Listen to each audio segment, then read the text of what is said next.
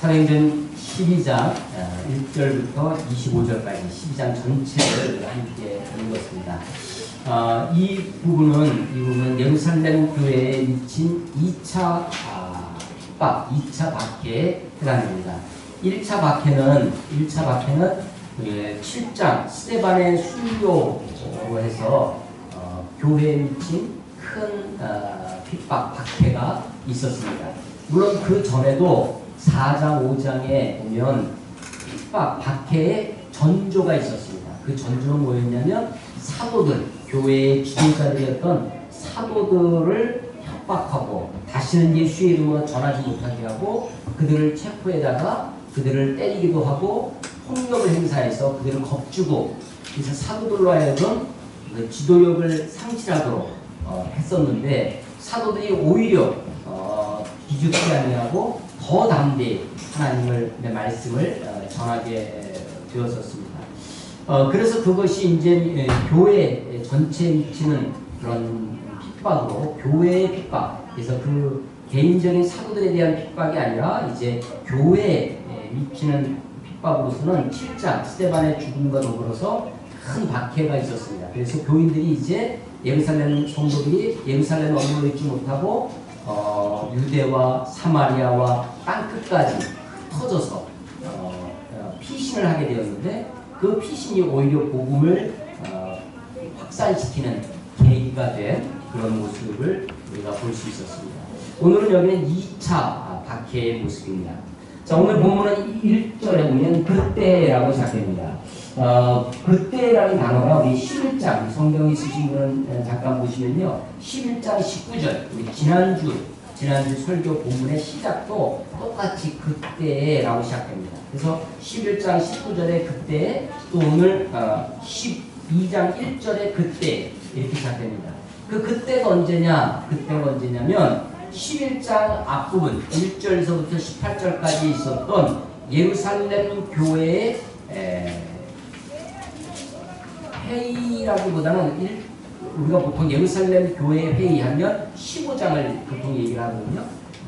그건 종교회의, 아주 큰 회의였었는데 그것의 그 모태가 됐던 예루살렘 교회가 교회 갈등을 해결해내는 문제였습니다. 무슨 문제였냐면 베드로가 이방인 누구냐면 고넬료입니다. 이방인과 내 집에 들어가서 그들과 함께 먹었다라고 하는, 그들과 함께 교제했다고 하는, 유대인들이 이방인과 함께 사귀고 교제하고 그 집에 들어가서 음식을 먹고 하는 것이 유대인의 전통, 율법에 어긋난다라고 하는 것이죠. 물론 이것은 예루살렘 교회 안에 있었던 유대인 크리스찬들이 문제를 제기한 것입니다. 자, 예루살렘 교회가, 초대교회가 위기가 몇 번씩 있었는데요. 물론 지금 조금 전에 말씀드린 박해라고 하는 1차 박해, 2차 박해 그런 외부적인 공격도 있었지만 사실은 내부적인 위험도 있었습니다. 첫 번째 내부적인 위험이 6장에 나옵니다. 그 예루살렘 교회가 분열과 갈등을 일으킬 수 있었던 소위 부재 문제로 헬라파 유대인들과 히브리파 유대인들 사이에 자기 그룹의 자기 사람들의 과부들이 부재해서 그렇게 홀대를 받는 것을 보게 됩니다. 그래서 헬라파 유대인들은 이스라엘 땅에서부터 전 세계로 흩어졌다가 돌아온 역이민된 그런 유대인들이죠. 원래 본자리에서 그대로 있었던 히브리파 유대인들이 주도권을 쥐고 있습니다. 그러다가 해외에서 들어온 이 헬라파 유대인들의 과부들에게 부재를 할 때 소홀히 하고 거기서 자꾸만 빠지는 일이 생겼습니다. 그래서 거기서 불만이 생기죠. 그리고 원망이 자랐습니다. 그래서 내적인 갈등이 이렇게 생겨났을 때 그 갈등을 어떻게 해결하냐면 사도들이 리더십을 발휘했었습니다. 그 사도들의 리더십이 잘잘못을 따짐에 있어서 너희들 왜 그렇게 상대방을 소홀히 했느냐? 너희들 왜 이렇게 원망하고 있느냐라고 너희들라고 문제를 바라본 것이 아니라 사도들이 먼저 자기 반성적인 자세를 취합니다. 우리가 하나님의 말씀을 제쳐놓고 이런 공개를 일삼는 것이 마땅치 아니하다라고 하면서 자기 반성부터 하는 거죠. 사도들이. 그리고 나서 소위 권력을 이양합니다. 인파워하는 거죠. 파워를 자기의 파를 다른 사람 권력을 분산시키고 권력을 이양하고 권력을 나누어 줘서 사도들이 그래 이게 문제가 생겼으니까 다 갖고 와 우리가 할게 하고 했던 것이 아니라 이 문제를 해결하기 위해서 이런 일을 잘할 사람들을 뽑자. 성령이 충만하고 칭찬 듣는 사람을 너희가 택해라. 그러면 그들로 하여금 이 일을 이 부재하는 일, 이 나누어주는 일을 잘할 수 있도록 전문가에게 이들을 맡기자. 충성된 신실한 사람들에게 일을 맡기자 해서 사람들을 뽑습니다. 그것이 7 집사가 되는 것이죠.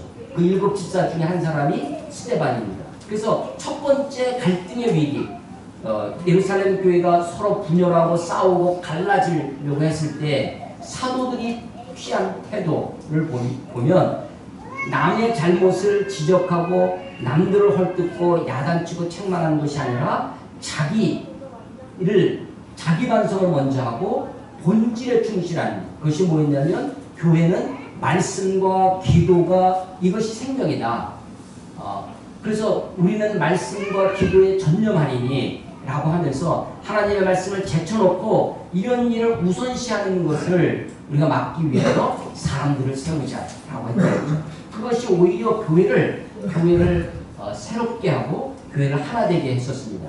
그리고 그렇게 뽑은 사람들, 스데반을 비롯한 스데반, 빌립 또 그 외 7명의 집사들이 물론 그들을 뽑을 때는 구제하는 일로 뽑았지만 그것이 그들의 본질이 아니라는 것을 스데반이나 빌립도 잘 알고 있었습니다. 그래서 그 6장에서 뽑힌 집사들이 7장에 가면 스데반이 대제사장 앞에서 설교를 하다가 이야기를 하다가 오히려 돌에 맞아 첫 번째 순교자가 바로 그 스데반이 되는 것입니다. 그리고 스데반의 일로 시작해서 교회가 본격적인 핍박, 제1차 박해라고 할 수 있는 그 박해를 받는데 그때 피신해서 갔던 빌립은 그 사마리아 땅에서 복음을 전해서 부흥을 일으키는 계기가 되어집니다.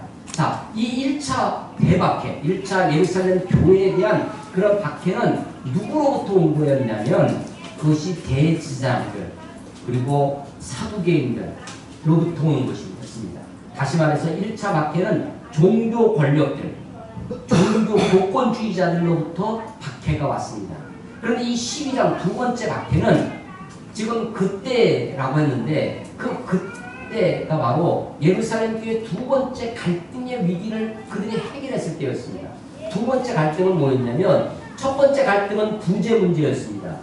먹는 문제, 어떤 일상의 문제였습니다. 그리고 두 번째 갈등은 신학적인 문제였습니다. 우리가 유대인들이었던 유대인 크리스찬인 우리가 이방인들과 함께 교제할 수 있느냐, 그들에게 함께 할 수 있느냐라고 했던 것이죠. 이것은 아주 신학적인 문제고 사상적인 문제고 요즘식으로 표현하면 이데올로기의 문제일 수도 있는 것이었습니다. 전통의 문제요, 율법의 문제였습니다. 그런데 이것을 전통과 율법을 교리적으로 따져서 옳고 그름을 가리는 것이 아니라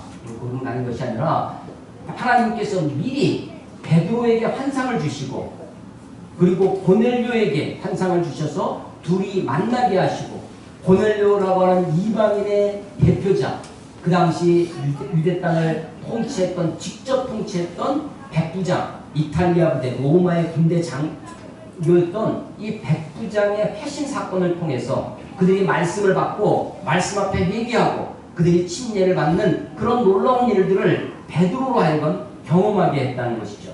그리고 그때 그 사건의 현장 가운데 베드로만 있었던 것이 아니라 베드로와 함께 6명의 목격자들을 두셔서 그것을 보고 경험하게 하셔서 마치 그들이 사도행전 2장에 나와 있는 오순절 성령의 강림과 동일한 그런 경험들이 고넬료 가정이 이루어지는 것을 보았다는 것이죠. 그래서 11장의 문제 제기는 뭐였냐면 유대인 크리스찬들이 이방인들과 교제하는 것이 이게 율법적으로 전통적으로 그러다라고 하는 신학적인 갈등을 그들이 하나님께서 미리 예비하신 베드로의 환상과 고넬레의 회심 사건을 통하여 그것이 그들이 받아들이게 되고 신학적인 갈등의 문제를 해결하는, 그래서 아하, 하나님께서 이방인들에게도 회개, 생명에 이르는 회개를 주셨구나 라고 하는 결론을 도출해내고, 그래서 교회가 하나 되어졌습니다.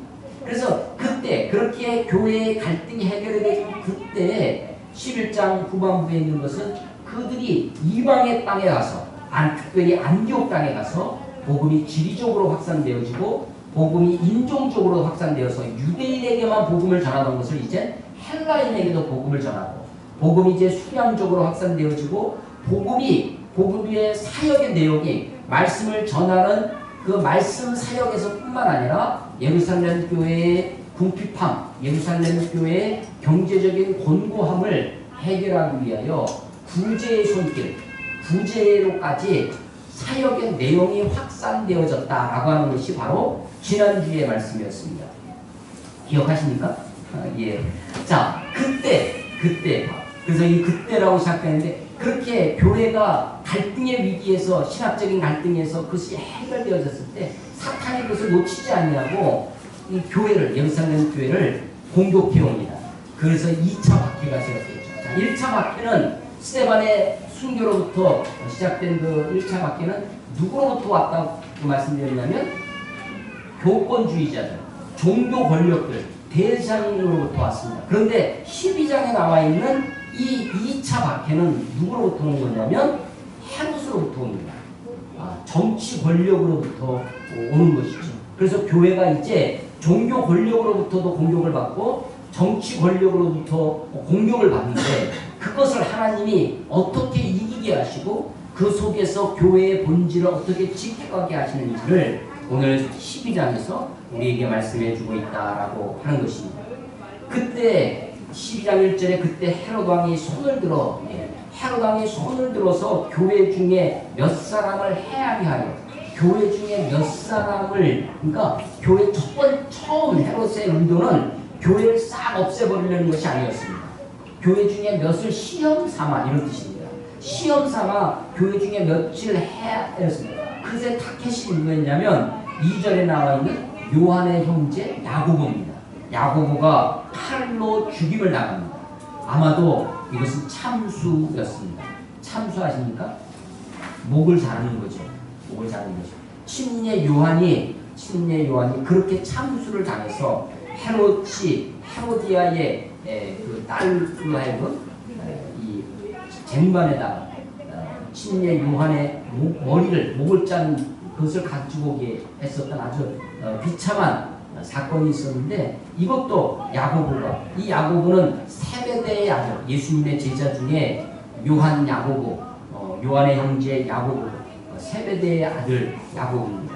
그래서 사도들 중에는 첫 번째 순교자가 되는 것이 바로 이 야고보가 되겠습니다.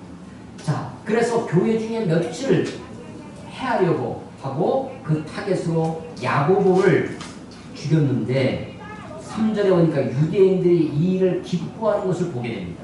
그래서 이것은 이 헤롯은 12장에 나와 있는 헤롯은 헤롯 대왕, 예수님이 태어났을 때 두 살 어린아이를 다 죽였던 그레이트 헤롯이라고 하는 헤롯 대왕이 아니라 헤롯 대왕의 아들입니다. 아들 아그리빠 1세입니다. 헤롯 아그리빠 1세입니다.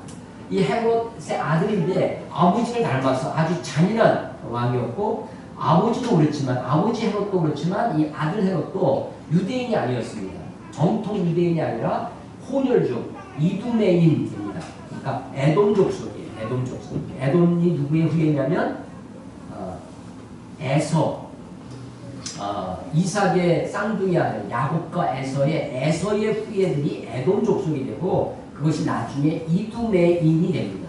그 이두메인, 그래서 위로 올라가면 물론 아브라함을 기준하면 아브라함의 자손이라고 주장하지만 유대인들은 아브라함과 이삭과 야곱, 야곱의 12아들 이것을 유대인들이라고 생각을 했습니다. 그러니까 에서는 이스라엘 사람들 유대인이라고 취급을 하지 않았던 것이죠.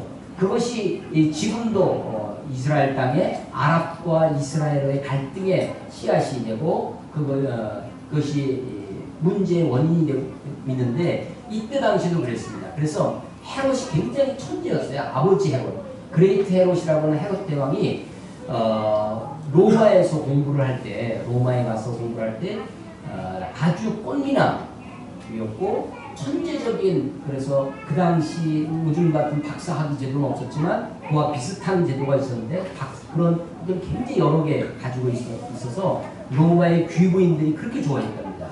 그래서 로마에서 그 로마 황제로부터 이스라엘 땅의 왕으로 임명을 받아서 헤롯이 오게 되죠.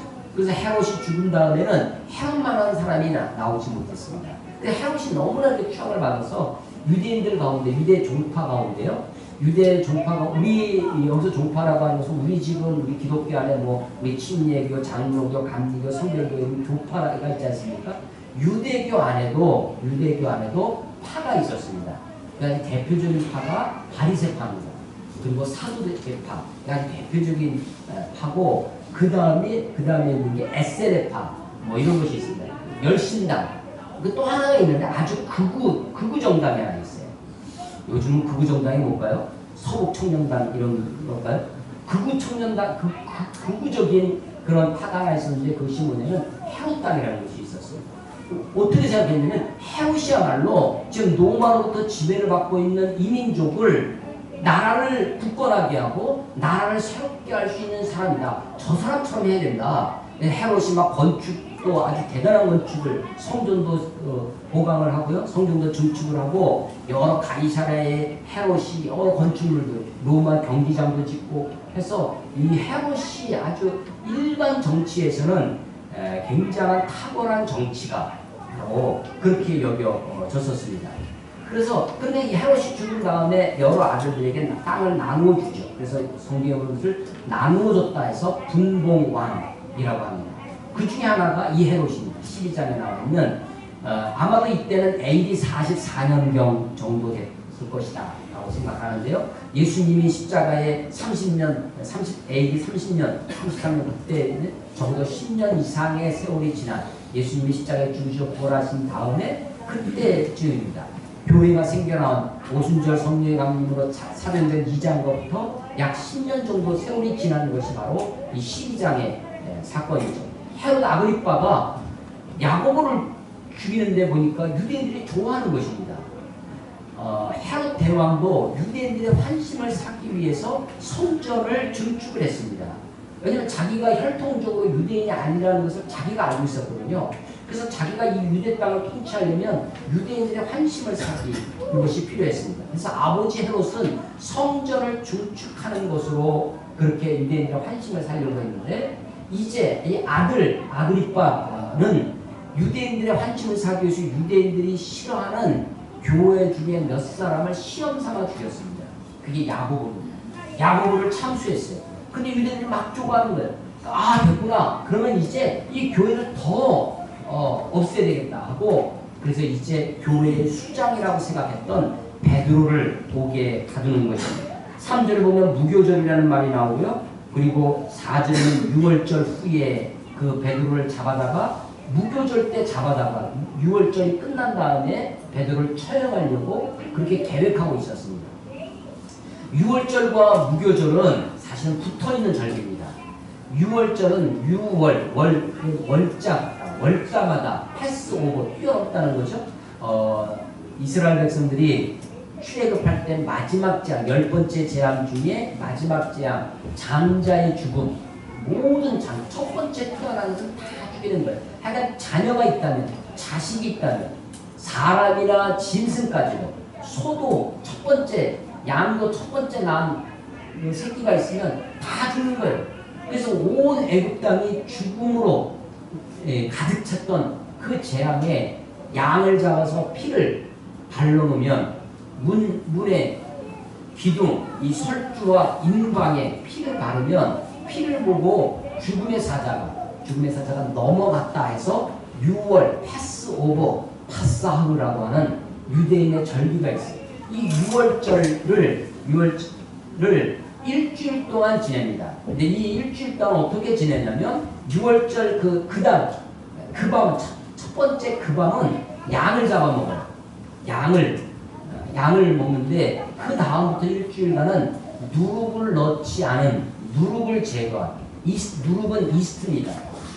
그러니까 무교병이라는 것은 non yeast bread이에요.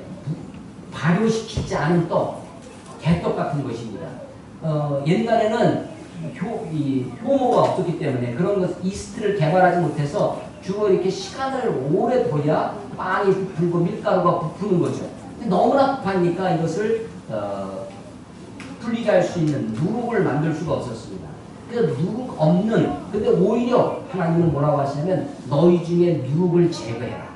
누룩 없는 빵을 먹어라. 그게 무교병입니다.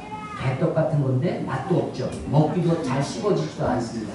그런데 그거를 먹는 거예요. 6일, 7일 동안. 그게 무교절입니다. 무교절. 왜 그랬냐면 마치 그것은 우리들의 죄를 상징하는 것이었어요. 6월절을 그 밤을 지내고 6월절로부터 일주일간은 무교병을 먹는 무교절을 지켜서 우리의 죄를 다 제거하라는 뜻으로 그게 무교절입니다. 그래서 여기 보면 무교절 기간이라 3절 끝에 보면 그렇게 나오고요. 4절에는 6월절 후에 그 무교절이 끝나는 때가 6월절이 끝나는 거죠. 그때 이 사람들은 이 축제 기간에는 이런 사람을 죽인다든지 이런 것을 피했습니다.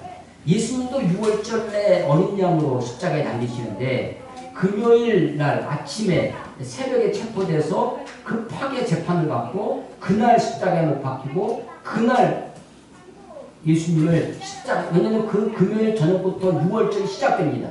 시작되면 6월절 기간 중에 사람이 죽으면 이게 그들에게 굉장히 나쁜 거예요. 그러니까 6월절이 시작하기 전에 예수님을 죽이게 합니다. 그래서 강도들을 다 다리를 꺾어서 옆에 있던 강도들은 다 죽이는데 예수님을 보니까 이미 죽어 있어요. 그래서 그것을 확인하기 위해서 옆구리에 창을 찌르죠.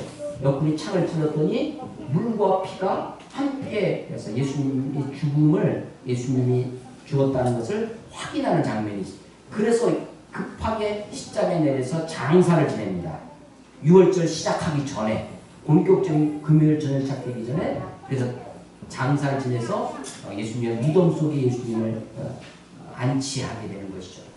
지금 무교절 기간에 베드로를 체포를 했는데 처형은 무교절 끝난 6월절 후에 베드로를 죽이려고 그 사이에 시간이 있었던 겁니다. 이때 옥에 갇히고 나니까 5절 보시면 이에 베드로는 옥에 갇혔고 교회는 그를 위해 간절히 하나님께 기도합니다. 하나님이 이 교회의 기도를 들으셨습니다. 교회가 합심하여 이 갇혀있는 교회의 지도자 아마도 조금 전에 누가 죽었냐면 바로 야고보가 참수되어 죽었습니다. 이제 베드로까지 옥에 갇혔습니다. 그래서 교회는 아마 정말 간절하게 모여서 그렇게 기도했을 것입니다. 하나님은 그 기도를 들으셔서 하나님의 사자를 보내셔서 주의 사자를 보내서 천사라고 지금 나오는데 이 사람에서 베드로를 구출해내는 그런 장면이 오늘 12장에 기록되어 있습니다. 천사는 골로새서라든지 신약성경에 보면 바울이 경계하는 것 중에 하나가 뭐였냐면 천사 숭배 사상이었습니다. 천사는 하나님의 부리시는 영입니다. 신부는 뿐이에요. 그런데 우리보다는 능력은 더 있을지 모르지만 우리보다 인간보다 높은 존재는 아닙니다. 그래서 우리가 천사를 숭배하는 것은 이단이고 그것은 천사를 숭배하는 것은 그 당시 헬라 문화권의 영향을 받은 것이죠. 그래서 이 천사에 대한 말씀은 히브리서에 보면 히브리서 1장 마지막에 보면 천사는 하나님의 부르시는 영으로 너희를 성도를 섬기라고 우리에게 보내시는 것이다 라는 말씀이 있습니다. 그러니까 이 천사 자체를 숭배하거나 그래서는 안 되는 거죠. 하나님이 기적적인 방법으로 아주 신비한 방법으로 베드로를 옥에서부터 구출해냅니다. 7절에 보면 호련히 주의 사자가 나타나 옥중에 광채가 빛나네. 그런데 이 옥중에 광채가 찬란한 광채가 있는데도 불구하고 군인들이 그 경비병들이 아무도 모릅니다. 이 베드로를 지키는 경비가 얼마나 삼엄했냐 하면 4절에 보면요. 군인 4명씩 4패 4, 4, 16, 16명이 4패로 돌아가면서 4개 조로 돌아가면서 지금 베드로를 감시하고 있는 것입니다. 밤에는 어떻게 했냐면 두 사람 6절에 보면 베드로가 두 군인 틈에서 두 쇠사슬에 매여 자는데 밤에는 잠을 자는데 군인들도 자야 되니까 군인들하고 베드로를 죄인들하고 함께 묶어놓는 거죠. 그래서 두 군인 사이에 베드로를 쇠사슬에 묶어서 자게 하는 것입니다.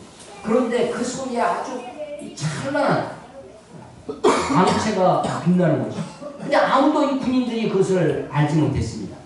베드로는 이미 어쩌면 그런 상황을 이미 4장 5장에서 베드로는 이미 옥에 갇혔던 적도 있었고 여러 어려움을 당했었습니다. 아니 조금 전에 야고보가 못 베이는 것을 경험했습니다. 또 얼마 전에는 스데반이 돌에 맞아 죽는 것을 베드로는 보았습니다. 그래서 어쩌면 나에게도 그런 생명의 위협, 죽음의 순간이 올지 모른다라고 하는 그런 것을 이미 알고 있었겠죠. 그런데 이 사람 베드로는요 얼마나 대단한 사람이냐면 나중에 이 천사가 와서 깨우는데요 옆구리를 쳐서 깨웁니다. 7절에 보면 베드로의 옆구리를 쳐 깨워. 아니 우리 같으면 잠이나 제대로 오겠습니까? 뭔가 부스럭만 해도 조금만 누가 전등만 켜도 잠이 깰 텐데 작은 불빛에서 아마 반응할 텐데 온 옥을 가득 채운 찬란한 광채가 있음에도 불구하고 그냥 작은 그의 태평함, 이 베드로의 평안함을 한번 보십시오. 하나님이 이 천사를 통해서 베드로의 옆구리를 쳐서 깨웁니다. 급히 일어나라고 시기를 끼고 신을 신으라고. 그리고 그를 깨우니까 쇠사슬이 걸려집니다. 옥문이 저절로 열리면서 나오는 것이죠. 이런 광경들이 있었습니다. 베드로 자신도 이것이 생신인지 환상인지 구별을 못할 정도였습니다. 그래서 이것이 실제로 벌어지고 있는 일이었는데 환상인 줄 알았다고 하는 것이죠. 그래서 11절에 보면 이에 베드로가 정신이 들어 이제서 정신이 들었다는 거죠. 그리고 12절에 깨닫고 마가라 하는 요한의 어머니 마리아의 집에 갔다라고 하는 거죠. 왜냐하면 거기에 기도 사람들이 모여 있을 것이다 라고 하는 것이죠. 여기 요한 마가는 누구냐면 나중에 바나바의 조카입니다. 바나바의 생진. 그래서 이 사도 바울이 복음을 전할 때 1차 전도회 때 요한 마가를 데리고 갔었죠. 이 요한 마가는 아까 2절에 나와 있는 야고보의 형제 요한, 그 요한은 아닙니다. 다른 이 요한 야고보 2절의 요한 야고보는 세베대 아들이라고 했죠. 근데 여기는 요한 마가의 다른 요한입니다. 그 집에 모여서 교회가 모여서 기도하고 있었습니다. 베드로가 가서 문을 두드리는 거죠. 이때 아마도 그 집에서 일하는 여종, 다른 옛날 성경은 계집아이라고 되어 있었는데 여기는 그냥 여자아이라고 등장합니다. 로데라고 하는 이름까지 등장합니다. 성경에 보면 어떤 사람들은 그냥 어떤 사람이 이렇게 이름 없이 나온 경우도 있는데 이렇게 실명이 그대로 기록되는 것은 이 기록의 확실성뿐만 아니라 나중에 후대 이 이야기가 처음에는 기록되기 전에는 이 이야기가 사람들의 입으로 그렇게 번져갔을 것입니다. 그런데 아마도 이 이야기를 전해 들을 때 이 로데라고 하는 사람이 교회의 중요한 인물이 되었을 것입니다. 그래서 로데라는 이름만 얘기해도 사람들이 다 아는 거죠. 그래서 그 로데입니다. 그래서 이 로데가 문을 열어주지도 않고 베드로가 문을 두드리니까 깜짝 놀라서 안으로 들어갑니다. 베드로가 왔다고. 근데 이때 교회의 반응을 좀 보십시오. 15절에 보면 그들이 말하되 내가 미쳤다 라고 얘기합니다. 여자아이는 힘써 말하되 참말이라 하니 그들이 말하되 그러면 그의 천사다. 무슨 얘기입니까? 지금 교회가 뭐 하고 있어요? 옥에갇힌 베드로를 위해서 간절히 하나님께 기도했던 사람이었습니다. 지금도 함께 모여서 기도하고 있었습니다. 뭐라고 기도했겠어요? 풀어달라고, 살려달라고 기도했겠어요? 했을 겁니다. 그런데 정작 살아오니까 뭐라고 그러는 거예요? 미쳤다고 하는 거죠. 무슨 얘기냐면요, 우리가 참 놀라운 사실 중에 하나는 내가 기도하고도 내가 기도를 믿지 못한다는 거예요. 자기가 기도하고 자기 기도를 자기가 안 믿습니다. 하나님이 내 기도를 들으시고 계시다는 사실을 우리가 망각하고 살아갑니다. 그래서 기도 따로 염려 따로 합니다. 기도는 기도대로 해요. 근데 염려는 염려대로 합니다. 기도는 기도대로 하는데 내가 꼼수는 내 꼼수로 부립니다. 내가 살아갈 거 다 내가 알아서 하는 거죠. 그래서 하나님이 우리의 일을 해결해 주시지 아니하시고 하나님이 일하시도록 기다리지 아니하고 내가 그 일을 하는 것이죠. 실한지 아닌지는 모르겠는데 이런 이야기가 있습니다. 어느 교회가 교회에 이런 상가 건물에 2층에 교회가 있는데 아래층에 술집이 들어왔답니다. 그러니까 교회랑 술집이 한 개 있으니까 얼마나 불편하겠어요? 그러니까 교회가 기도했습니다. 저 술집 망하게 해달라고 기도를 했는데 정작 그 교회가 진짜 망했다는 거예요. 그 술집 사장이 이제 고소를 했습니다. 뭐냐면 저 교회 때문에 망했다고, 교회가 망하게 기도해서 우리가 망했다고 고소를 했고, 그래서 재판장이 묻습니다. 재판장이 재판을 하는데 교회 목사가 와서 하는 얘기가 아니 기도한다고 망하냐고 하는 거죠. 도대체 누가 믿음이 술집 사장의 믿음이 좋은 건지 교회 목사가 믿음이 있는 건지 헷갈리는 거죠. 우리가 정작 기도를 하고 내가 기도하는 것을 믿지 못합니다. 여러분 근세기 아주 위대한 전도자 중에 한 사람 빌리 그레함 목사 있습니다. 아직까지 살아계시다고요. 지금은 뭐 거의 활동을 못 하신다고 보이는데 우리나라의 70년대에 그때는 여의도에 지금 공원으로 되어 있는데 옛날에 거기에 광장이 있었습니다. 여의도 광장 하면 세계가 놀랐어요. 그거를 5.16 군사혁명, 요즘 군사 쿠데타라고 그때는 군사혁명이라고 그러는데 역사가 많이 바뀌어요. 기대해가면서 그 5.16 군사혁명을 하고 그러고 나서 거기다가 광장을 만들었습니다.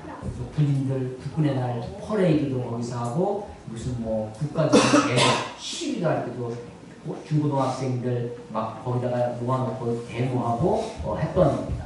그러니까 이제 군사 문화의 하나였죠. 퍼레이드 이렇게 문화의 하나 광장을 만들었습니다. 근데 거기에 기독교가 부활절 새벽 예배 같은 것을 서울에서 하면 서울에 있는 온 교회들이 새벽 첫차를 타고 걸어서 그때 교통이 많이 지하철도 없던 시절이니까 여의도까지 있는 영등포에 내려서 걸어서 여의도 광장에 모여있는데 몇십만 명이 모여있어요.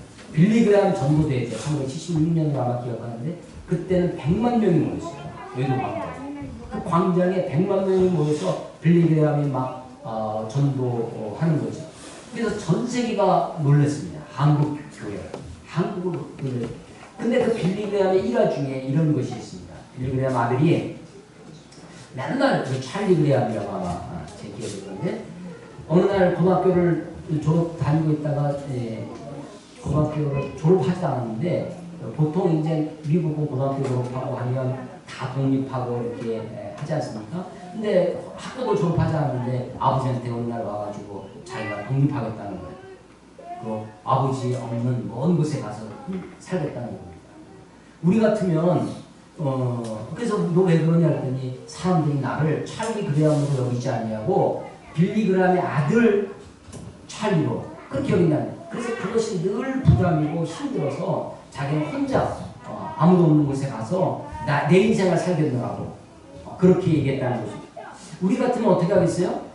우리 같으면 야 조금만 있으면 고등학교 졸업하면 그때 독립하면 된다 라고 그렇게 아마 설득하고 그랬을 텐데 그때 빌리 그레함의 말이 그래 아들아 가라 라고 하면서 내가 너를 위해 기도했다.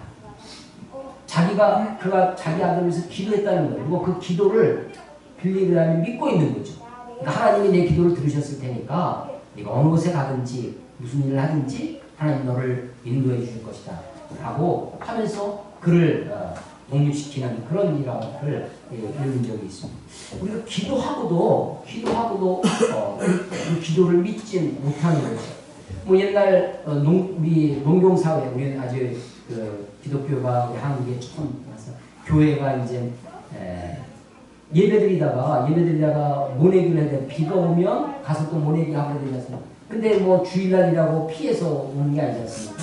또 비가 안 오면 또 교회가 이 비 오게 해달라고 교회 기도를 많이 했다고 합니다.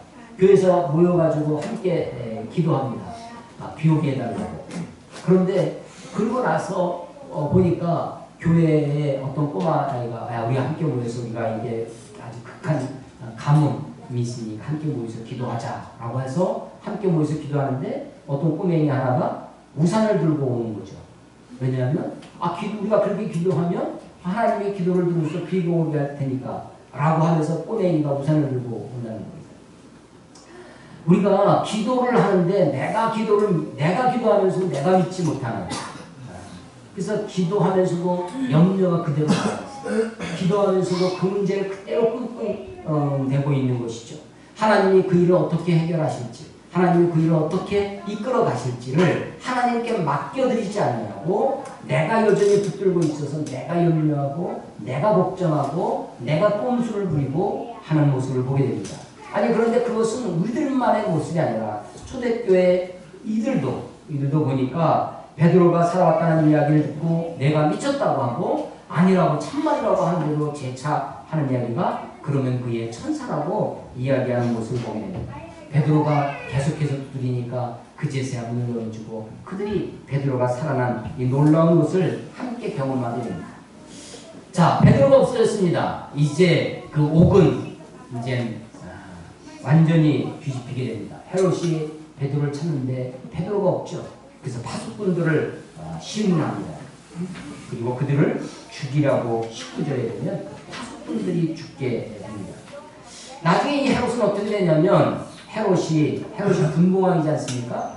헤롯이 왕인데 그 위쪽 지금의 시리아 쪽으로 가면 두로와 시돈 그 땅이 있는데 거기는 이 산악지대이고 해안가에서 식량이 충분하지는 않았습니다. 그래서 서로 양식을 주고 또 거기서 이 해외 이 두로 같은 경우는 해외 무역 같은 걸 많이 했습니다. 그래서 서로 교류를 하고 있는 거죠. 이때 당시만 해도 아버지 헤롯의 여파가 있어서 이 헤롯 때와 또 헤롯 아그리빠가 힘을 많이 쓰던 때였습니다. 그래서 서로 조공을 주고받고 눈치를 보고 아부를 하고 하는 거죠. 서로 갈등이 서로 눈치 보는 상황이었습니다. 그런데 이 헤롯이 가가지고 그 백성들한테 연설을 21절에 보면 연설을 하는데 아부를 하는 거예요. 뭐라고 아부를 하냐면 백성들이 22절에 이것은 신의 소리여 사람의 소리가 아니라 라고 얘기합니다. 실제로 정말 신이라고 해서 그랬던 것이 아니라 어쩌면 그런 정치적인 상황 속에 헤롯 아그리빠의 마음을 누그러뜨리기 위해서 이렇게 했던 거죠. 그런데 이 헤롯 아그리빠가 어떻게 하냐면 그것을 자기가 진짜 신이 됐냐 했다는 것입니다. 그래서 이 교만함을 하나님이 치셨습니다. 그래서 23절에 보면 주의 사자가 곧 친히 벌레에게 먹혀 죽으냐. 옛날 성경은 충에 먹혀 죽으니라. 벌레에 먹혀 죽으니라. 주의 사자가 베드로에게는 베드로를 살리는 일에 사용되어졌는데 헤롯에게는 헤롯을 죽이는 일에 사용되어집니다. 하나님의 부르시는 영이죠. 천사입니다. 그래서 때로는 심판의 도구로 사용되고 때로는 구원의 도구로도 사용되어졌습니다. 벌레 먹혀 죽을 수가 있나? 여러분 경제 한방 그 의학의 교수 중에 방성애라는 분이 쓴 책 중에 조선 종기와 씨름하다라는 책이 있습니다. 조선 왕조 실록을 우리나라 조선 왕조 실록은 세계적인 기록입니다. 그래서 유네스코의 문화재 중에 이 기록무산 문화재라는 게 있어요. 글로 남겨진 문화재. 우리나라에서는 11개가 등재가 되어 있습니다.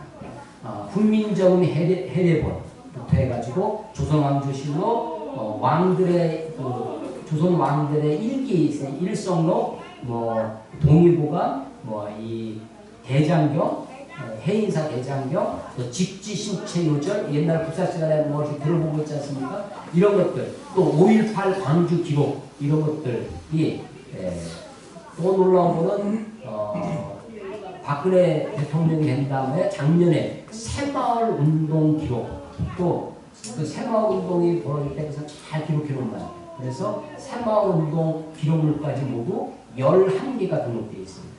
이 조선 왕조실록이 너무나 자세히 기록되어 있죠. 그것을 가지고 왕들이 어떻게 죽었나를 이 의사가, 한의사가 연구를 해놓은 거예요.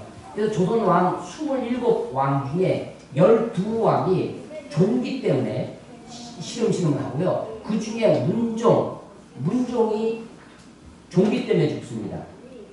근데 그 종기 때문에 죽고 나자 나서는 게 누구였냐면 세조죠. 그래서 단종을 유배시키고 피비린내 나는 역사가 바로 종기 때문에 생겨납니다. 문종, 성종, 정종은 종기 때문에 직접 죽고요. 정조대왕, 우리 수원 화성을 지은 유명한 영종조할 때 정조도 종기 때문에 그렇게 고생을 했습니다. 그래서 이덕일 씨라고 하는 분이 역사 소설을 썼는데 조선 왕조 독살사, 왕들이 죽음이 대부분 자연사하지 않고 의심된다는 독살을 당했을 것이다.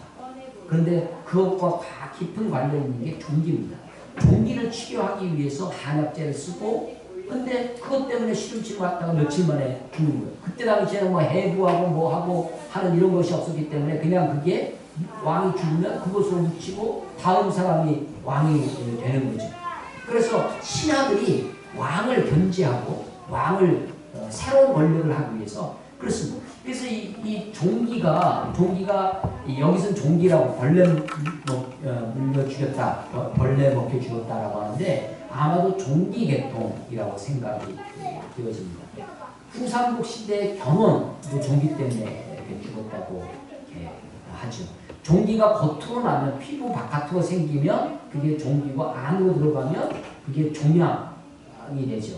또 뭐 뼈 속에 있으면 골수염이 되고 골마서 생기는 거니까 그렇습니다. 그래서 이 헤롯이 바로 벌레 먹혀 죽는 그런 모습입니다. 이 12장 전체는 사실은 죽음의 모티브가 있어요. 1장에 야고보가 죽습니다. 그런데 끝에 2절에 보면 앞부분에 뒷부분에 가면 헤롯이 죽죠. 베드로를 옥에 가두고 그를 심문했던 파수꾼들이 죽습니다. 그런데 그 죽음과 더불어서 이 12장에 나오는 또 하나의 장면이 있는데 이게 24절입니다. 하나님의 말씀은 흥황하여, 아니 지금 죽고 죽는 그런 광경 속에 오히려 헤롯이 교회를 핍박하기 위해 정치 권력이 교회에 그렇게 박혀있지만 오히려 하나님의 말씀은 흥황해져서 그것이 더 퍼져나갔다라고 하는 것입니다. 자, 오늘 12장 말씀을 쭉 말씀드렸습니다. 그런데 오늘 설교 제목은 뭐예요? 하나님의 뜻입니다. 하나님의 뜻. 자, 저는 왜 이 12장을 묵상하고 12장 말씀을 읽고 하다가 하나님의 뜻이라고 설교 제목을 붙였어요. 목사님 마음이죠. 예. 제가 12장을 묵상하면서 왜 이해되지 않는 것이 있어요. 왜 야고보는 죽기에 허락하시고 왜 베드로는 살리셨는지 우리가 그 뜻을 알 수가 없습니다. 아니 이 헤롯이 길길이 뛰면서 야고보를 죽일 때는 헤롯을 그만두던 이제 뒤에 가서 헤롯을 하나님께 영광을 돌리지 않았다는, 이것은 신의 소리와 사람의 소리가 아니라 라는 것 앞에 하나님께 영광을 돌리지 않았다는 그 이유로 그를 죽이시는 하나님을 보게 됩니다. 어제도 제가 우리 학생들 종강예배, 마지막 종강예배 설교를 했는데 그때도 하나님의 뜻을 주제로 설교를 했었습니다. 그때 학생들에게 가르친 것은 이런 말씀을 하고 있었어요. 하나님의 뜻에는 하나님의 주권적인 뜻이 있다. 절대적인 뜻, 변할 수 없는, 인간이 거부할 수 없는, 인간이 그것을 바꿀 수 없는 그 절대적인 뜻이 있어요. 하나님이 세상을 창조하셨습니다. 타락한 인간을 구원하기 위해 예수 그리스도를 보내십니다. 그리고 마지막 새하늘과 새 땅을 창조하시는 하나님의 구원사에 그 절대적인 하나님의 뜻이 있습니다. 하나님은 이 뜻을 역사 가운데 반드시 이루실 것입니다. 그런데 또 하나의 뜻이 있다는 것입니다. 그것은 허용적인 뜻입니다. 하나님이 허용하시는 것이 있어요. 하나님이 그 허용적인 뜻 안에는 인간의 자유가 그 속에 있습니다. 우리는 그 허용적인 뜻 안에서 하나님의 뜻을 거부할 수도 있고 하나님의 뜻과 반하게 우리 행동할 수도 있습니다. 하나님의 이 허용적인 뜻이 없이 그냥 절대적인 뜻만 있다면 우리의 인생은 뭐가 되냐면 팔자가 됩니다. 우리의 인생은 숙명이 되고 우리의 인생은 기계론, 다 결정되어져 있는 결정론이 될 것입니다. 그런데 하나님은 우리에게 자유를 주셨어요. 그래서 우리가 마음대로 살 수 있습니다. 우리가 마음껏 우리의 인생을 살아가는 것 같습니다. 그러나 종국에 가서 하나님 우리의 삶을 계산하시고 심판하십니다. 우리가 어떤 인생을 살든지 혹은 어떤 나라가 어떻게 악한 나라가 되든 선한 나라가 되든 결국 가서 하나님은 하나님의 절대적인 뜻을 이룰 것입니다. 요한계시록에 있는 새하늘과 새 땅, 하나님의 종말의 나라, 하나님의 나라의 완성을 위하여 역사는 나아갑니다. 자, 그런데 오늘은 하나님의 뜻 중에 또 다른 측면을 좀 말씀드릴까 합니다. 그것은 뭐냐면 하나님의 뜻 중에는 계시된 뜻이 있습니다. 알려진 뜻. 하나님이 성경에 이것이 하나님의 뜻이다 라고 말씀해 주시는 계시된 뜻이 있어요. 근데 또 하나의 뜻이 있습니다. 그것은 뭐냐면 숨겨진 뜻입니다. 감춰진 뜻이에요. 하나님의 뜻이 어떤 경우는 분명하게 우리에게 보여주신 뜻이 있어요. 데살로니가전서 4장 3절에 보면 하나님의 뜻은 이것이니 곧 너희의 거룩함이라. 데살로니가전서 5장 16절, 17절, 18절에 보면 항상 기뻐하라, 쉬지 말고 기도하라, 범사에 감사하라. 이는 그리스도 예수 안에서 너희를 향하신 하나님의 뜻이니라. 요한복음 6장 39절에 보면 나를 보내신 이의 뜻은 하나님이시죠. 나를 보내신 이 우리 아버지 하나님의 뜻은 아들을 나에게 오는 자를 하나도 잃어버리지 않냐고 마지막 날에 살릴 것이냐. 하나님이 분명히 이것은 하나님의 뜻이다 라고 알려주시는 계시된 선포되어진 분명한 뜻이 있습니다. 그러니까 이 분명한 뜻 앞에는 우리가 어떻게 되겠어요? 그것 때문에 살아야 되죠. 아니 살인하지 말라 이게 하나님의 뜻이에요. 근데 우리가 이 사람을 죽일까 말까 내가 화가 나. 나를 굉장히 괴롭혀. 그냥 미치도록 미워 죽겠어요. 하나님께 기도합니다. 물어봅니다. 하나님 저놈을 죽일까요 말까요? 하나님 알려주지 안 알려주세요? 알려주실까 안 알려주실까요? 안 알려주십니다. 왜? 이미 계시되어졌기 때문에. 이미 알려졌기 때문에. 이미 계시되어진 뜻은 어떻게 돼요 우리가? 그냥 우리에게 할 일은 순종이 있는 거죠. 순종하느냐 순종하지 않느냐는 것입니다. 계시되어진 뜻, 알려진 뜻. 여러분 우리가 하나님의 뜻을 알려고 뜻을 분별하라. 하나님의 뜻을 이해하라. 주의 뜻이 무엇인지 분별하라고 하실 때 우리가 이미 선포되어진 뜻, 이미 알려진 뜻 때문에 고민할 필요 없습니다. 그것 가지고 우리가 왈가할 필요가 없어요. 그때 우리에게 남아지는 것은 순종하느냐 순종하지 않느냐라는 것입니다. 그런데 또 하나의 뜻이 있습니다. 그건 뭐예요? 감춰진 뜻입니다. 숨겨진 뜻이에요. 그것은 알 수가 없습니다. 어떤 것이 하나님의 뜻인지 알 수가 없어요. 이 신비한 하나님의 뜻이 있어요. 하나님이 숨겨진 하나님의 뜻 속에는 주로 무엇이 우리 그리스도인에 나타나냐면 삶의 고난, 인생의 어려움, 내가 알 수 없는 인생의 모순들이 하나님의 숨겨진 뜻 가운데 벌어집니다. 그런데 그리스도인의 믿음이란 무엇이냐면 이 숨겨진 뜻, 알 수 없는 하나님의 뜻 앞에 하나님의 신실하심을 믿고 하나님이 사랑이시람을 믿고 하나님이 전능하신 분이라는 것을 믿고 하나님이 역사의 주인 되시는 데 그냥 믿고 믿음으로 내가 하나님 앞에 그 순간에도 내가 고난받는 그 순간에도 야고보가 못 베이는 그 순간에도 내가 감옥에 가는 그 순간에도 그때도 내 믿음을 변치 않냐고 하나님께 온전하게 사랑으로 반응하는 것, 이것이 그리스도인의 마땅한 바라는 것입니다. 하나님의 계시되진 뜻뿐만 아니라 숨겨진 뜻 안에도 흔들림 없이 믿음을 변개치 아니하고 하나님을 온전히 붙들고 나아가는 것입니다. 우리는 하나님의 뜻을 알 수 없을 때가 많습니다.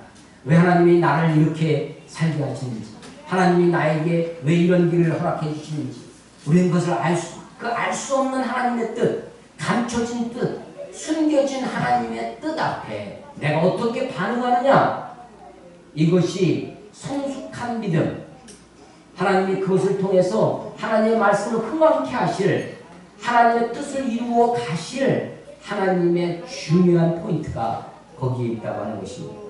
사도행전 12장에 베드로 예루살렘 교회 2차 박해, 소위 정치 권력 헤롯이라고 하는 것을 통해서 교회의 박해가 시작됩니다. 하나님은 하나님대로 헤롯을 다스리십니다. 나에게 해코지하고 나를 어렵게 하고 나를 괴롭히는 것을 내가 원수 같고 내가 그에게 보복하고 내가 그에게 하려고 이 억울한 일을 내가 해결하려고 할 필요가 없습니다. 하나님이 역사의 주인 되시고 하나님이 내 삶을 다스리시는 인생의 주관자이십니다. 하나님을 믿으십시오. 내가 알 수 없는 하나님의 뜻, 하나님의 감춰진 숨겨진 뜻 안에서도 하나님을 신뢰하고 믿음으로 살아가시는 우리 모두가 되시기를, 저와 여러분 되시기를 주의 이름으로 축원합니다. 기도하겠습니다.